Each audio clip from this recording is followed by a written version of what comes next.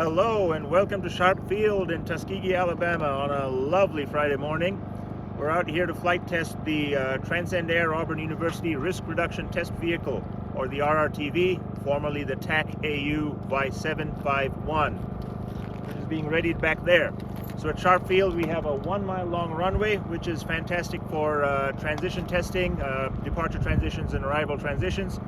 Today's goal is to do some final checks of the flight control system, do some manual flying, test out some autonomous flying, and we'll have some good video clips and explanations for you. All right, so let's have a walk through our ground control station here. Talk about the inceptors that the pilot has. So I have a right-hand inceptor, and so 4 aft movements command vertical velocity about the heave axis. Left-right movements or lateral movements command lateral velocity when we're in vertical flight mode, and in forward flight mode that blends into bank angle. The left-hand inceptor just has 4 aft motion, and this is used to command fore and aft longitudinal acceleration. I also have pedals, and the pedals are basically used to command yaw rate in vertical flight mode, and in forward flight mode they would command side slip angle. This is the FPV camera display. It's currently off, but it shows out the front view from the FPV camera that's mounted in the nose of the vehicle. So we have a primary flight display that shows us both ground speed and airspeed. We can see altitude, we can see vertical speed, we can see heading and track. We have an artificial horizon.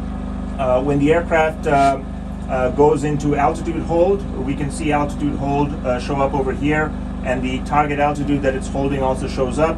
Similarly, when the aircraft goes into heading hold or track hold, we get an annunciation over here that has happened.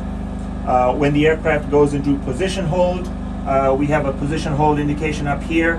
And you also have 2 concentric circles that show up over here to show how far from your position hold anchor point you're actually holding at.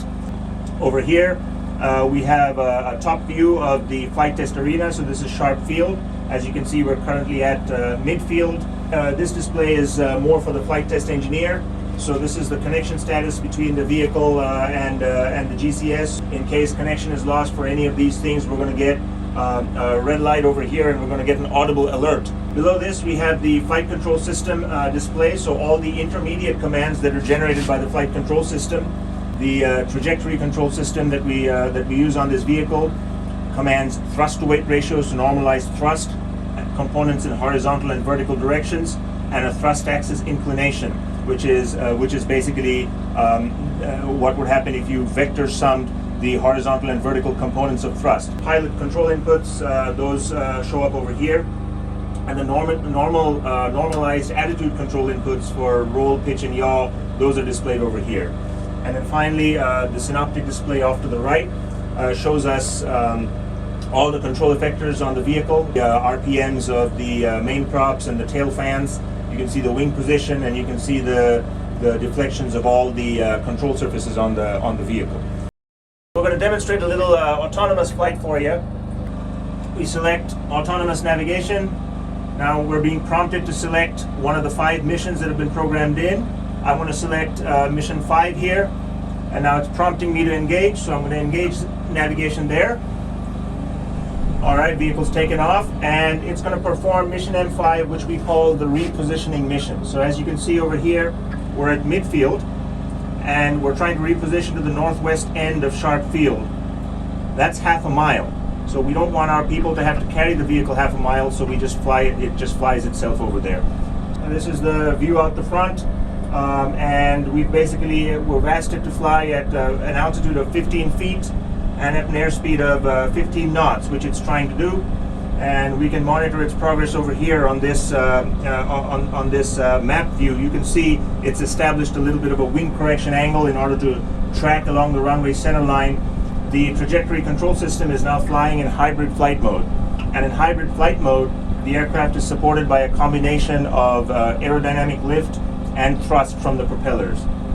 The wing is at about mid-60s in terms of angle, where 90 degrees is vertical and 0 degrees is fully forward. This is determined completely by the trajectory control system. There is no way to set the wing angle from the cockpit, nor do we ever need to, and that's the whole point. Our whole philosophy for SVO is you shouldn't have to manually set the wing angle. So here you see on this auto flight panel, obviously navigation is engaged now, but we also have the ability to do automatic takeoff, departure transition, arrival transition, and landing. And we can also program different maneuver sequences in here depending on what we're testing. The aircraft's gone into landing approach mode, so it's within 30 meters of the touchdown site. So you see two of our crew members over here waiting to receive the aircraft, and it's slowly tracking towards the touchdown site. It's about 10 meters away, and once it gets right over the touchdown site, it's going to start a vertical descent to a landing. So 2 meters to go, 1 meter to go, landing mode engaged. It's gone into position hold, and it's trying to land right on the target. All right, touchdown. All right, lights out, guys. Kill, kill, kill. And that right there is a little autonomous mission for you.